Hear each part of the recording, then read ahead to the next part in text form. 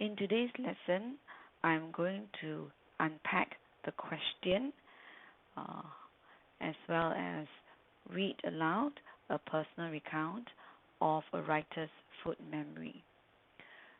So if you have chosen the topic, wearing the chef's hat, you need to write a personal recount. In the personal recount, you recount and reflect on your experience cooking or making food, either for yourself or for sharing with friends or family. So recount means that you need to tell me what is the process of making the food, okay? And you need to reflect. That means you need to describe and elaborate on your thoughts and feelings. It's not one sentence, but it needs to be like one paragraph about your thoughts and feelings of this particular experience, and explain why this food memory is worth recounting. That means you need to write one paragraph giving the reasons why are you sharing this particular food memory with your reader. Okay. Now, next, I am going to ask you to look at this picture. Okay. What is the food made by the writer? Okay. It's pizza, right? Okay. Can you guess what ingredients go into this particular pizza? There's something that's purple in color and has seeds inside. It has something green. Can you guess what is it? Is it bell pepper? Okay. There is this red slivers, okay, on the pizza. It looks like, what does it look like? Onions? Okay. Now, who do you think is the writer? Is it this old lady or is it this young lady? Okay. Your guess is the young lady. So, who did the young lady cook for? The young lady cooked for the old lady.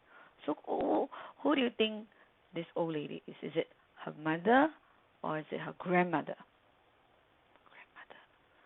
Grandmother. Okay. Did you notice this coils on top? This orange coils. So, this is like baking the pizza in. Is it a wood-fired oven or is it in a toaster oven? Which one do you think it is? A toaster oven? Why? How come it's in a toaster oven? Okay, so that might be in your in your thoughts. Now, do you notice there are plants behind? Okay, so what can you predict that the personal recount would be? Okay, maybe the plants are used in the dish, are used in making a pizza. Okay, so let's start. What can you guess about the title of the personal recount? My grandmother. Yes, the word grandmother, and yes, the word pizza. You're right. Okay. My grandmother taught me everything, so I made her pizza. By Brinda Ayer. My grandmother, who I called Mama, eyed the plate in front of her suspiciously, poking at the dough with her fork. Just pick it up with your hands, I instructed. It's pizza. Pizza. Mama repeated. sounding out long Z's in the word. She took a slice in her fingertips, blew on it a few times to cool it, and bit into the narrowest tip of the triangle. She paused, savoring what she had just tried. She went in for another bite. It's very good. It's something different. So, what do you notice about this introduction? What technique did the writer use? It's flashback. Okay, it's flashback. Okay, so this is one possible technique that you can use if you're confident about it. If not, you should set the orientation of the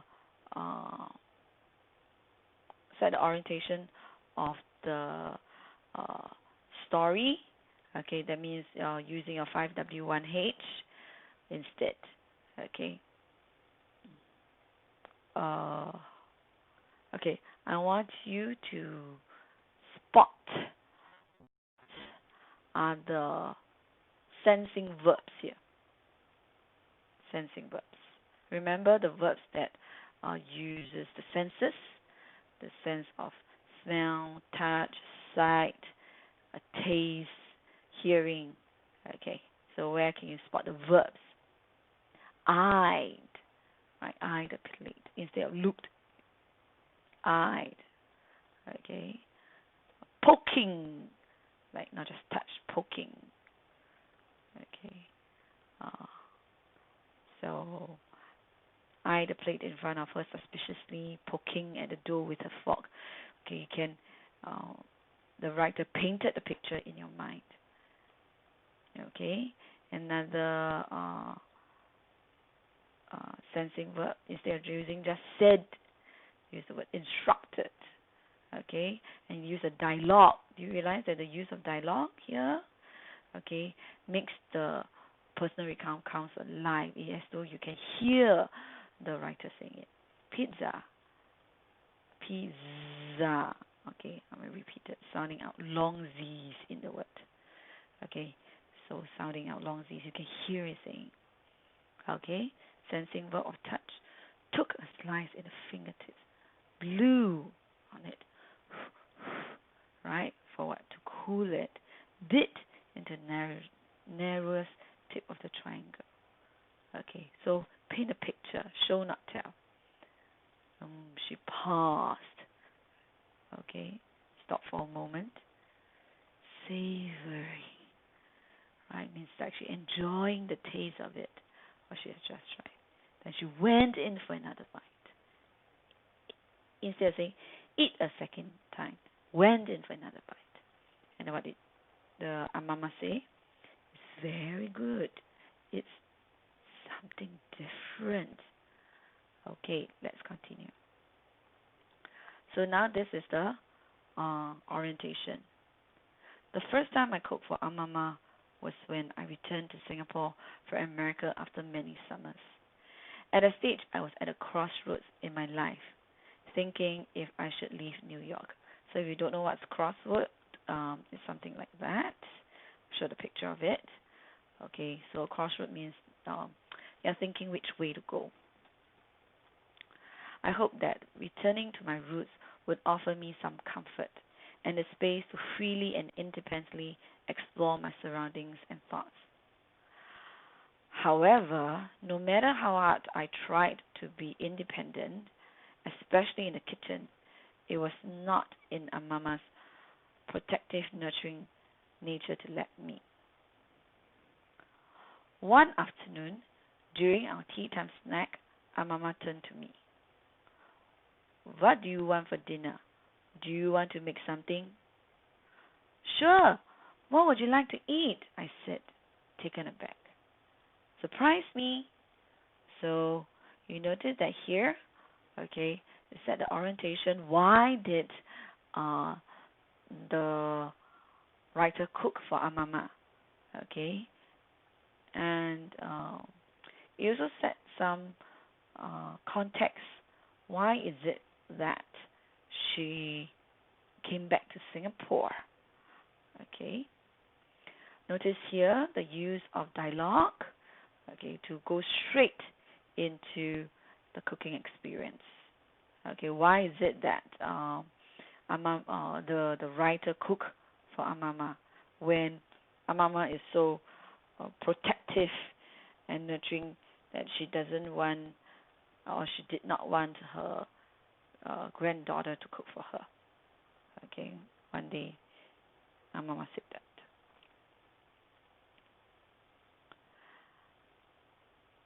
I racked my brain.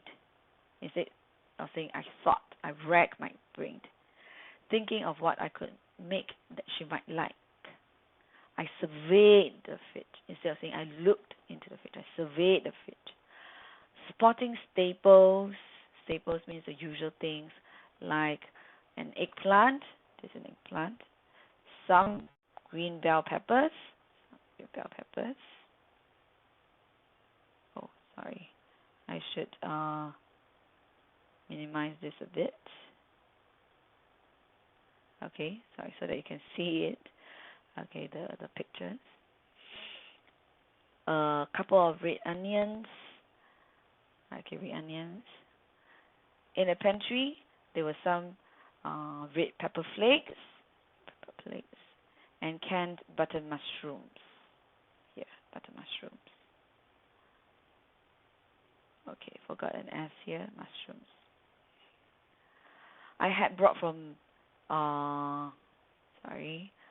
America a few bottles of pasta sauce and some shredded mozzarella. So some shredded mozzarella, pasta sauce.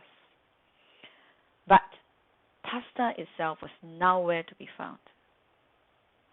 What else could I do with these Italian adjacent ingredients? That means it's referring to the mozzarella cheese and the pasta sauce. And no noodle bed. What is the noodle bed? It's referring to the pasta. Rifling through the cupboards again, so it means going through, rifling. I found a brand new container of instant yeast. So this is an example of that container. I knew pizza. My favorite food, incidentally, was the real answer. It's always the answer.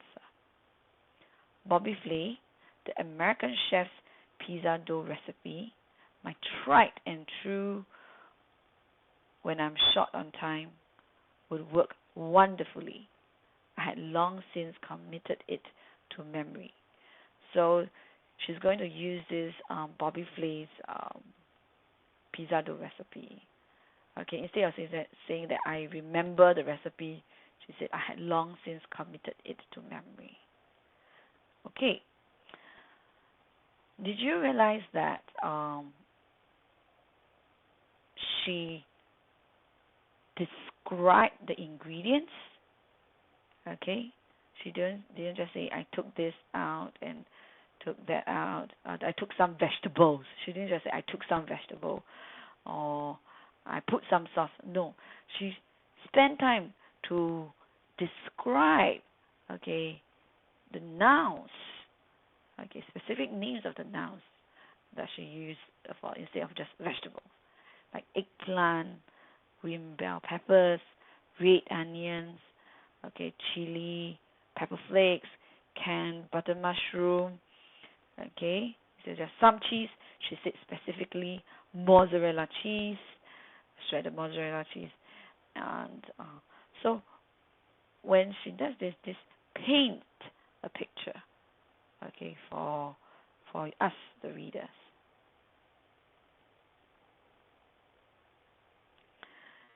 Okay, as I begin assembling the ingredients for the dough, Amama pottered about in the kitchen.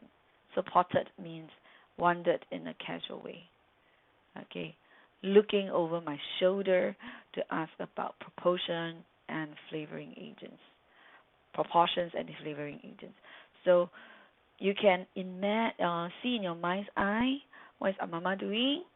Okay, she is wandering casually, okay, leisurely in the kitchen, okay, and then peering over the writer's shoulder, okay, asking questions. In one of a giant cast iron woks, I prepared a quick stir-fry style saute of the eggplants, onions, and slices of bell pepper. So if you don't know what's a wok, instead of just I cook, okay, use the term, what do you use to cook? Okay, so the writer used giant cast iron woks. So do you see that the adjective here, giant? Okay, how did she cook? Okay, quick stir-fry style saute, okay, of the different, okay, did I read that already? I can't remember. I'll read that again. In one of a giant cast iron woks, I prepared a quick stir-fry style saute of the eggplant, onions, and slices of bell pepper, seasoning them with a healthy pinch of red pepper. Okay, but it's good for you. And fresh garlic. I fast. What does fast mean? Show too much concern. That means, don't lah. Okay, when Amama and her housekeeper tried to slice, stir, or rinse dishes, asserting my independence to their confused, annoyed looks, I ignored them and went on. Okay, went on what? Cooking. After some minutes in the toaster oven, one pizza was ready, and in went the other. I placed it on a cutting board and asked Amama if she had any basil I could use for garnish. If you don't know what's basil, this is the basil plant that you usually eat in Thai basil chicken rice. Okay, that plant that you can find inside. The herb is a herb. Okay, garnish means decoration. Okay, if you want to use the basil plant as decoration. She pointed me to a potted plant in a front yard with only a few very young leaves. Why don't you put some kotomali on it? It'll taste good.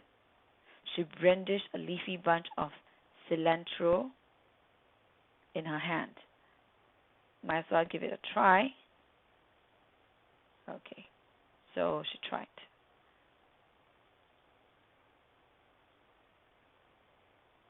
Okay, brandish means wave excitedly. Okay. Maybe I should hear. Finally, maybe I should add the word finally.